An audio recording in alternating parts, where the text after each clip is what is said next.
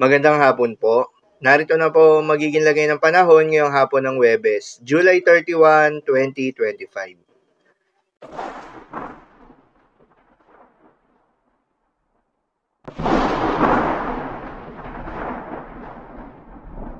Sa kasalukuyan at ayon sa pag-asa, patuloy pa rin na umiiral itong southwest monsoon o hanging habagat o yung hangin na nanggagaling sa may timog kanluran at nakakaapekto sa malaking bahagi ng ating bansa.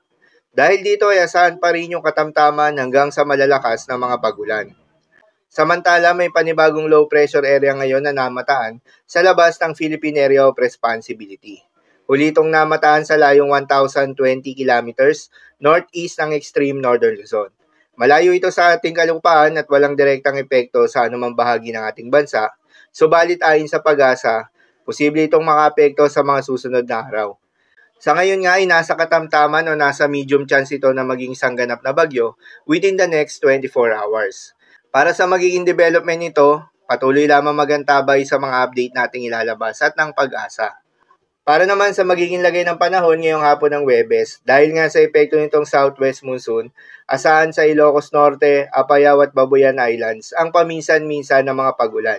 Posible ang mga pagbaha o pagguho ng lupa due to moderate to heavy rains. Habang sa Central Luzon, nalalabing bahagi ng Ilocos Region, nalalabing bahagi ng Cordillera Administrative Region, at nalalabing bahagi ng Cagayan Valley, ay asahan naman yung maulap na kalangitan na may kalat-kalat ng mga pagulan at thunderstorms. Dulot pa rin yan ng southwest monsoon.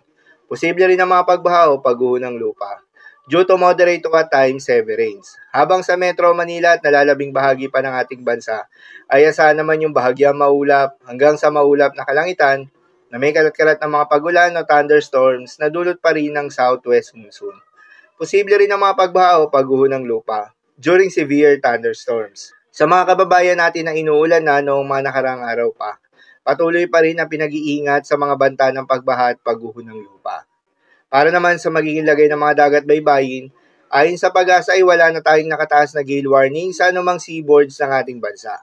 Kaya naman malayang makakapamalaot na yung mga kababayan nating mangingisda at yung may mga maliliit na sasakyang pandagat, ngunit pinag-iingat pa rin, lalo na kung meron tayong offshore thunderstorms activity, asahan yung paglakas ng hangin at kakibat ito ay pagtaas rin ng mga pag-alon.